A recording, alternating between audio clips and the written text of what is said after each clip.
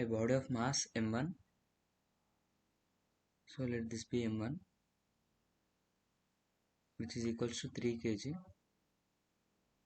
is moving with velocity v equals to 4 meter per second, and a body of mass m2 is equals to 4 kg. It is moving with velocity equals to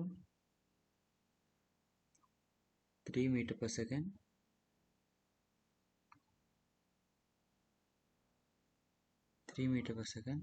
in opposite direction.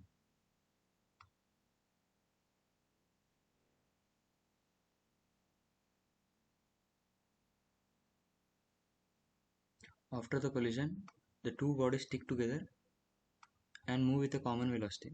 So this is an example of perfectly inelastic collision. We need to find the common velocity. So m1 into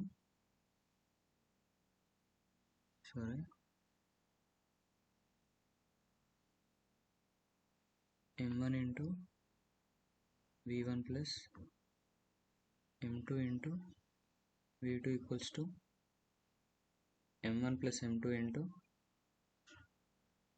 v dash.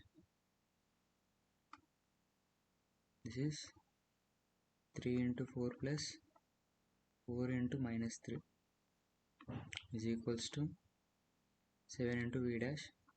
So v dash is equals to 0.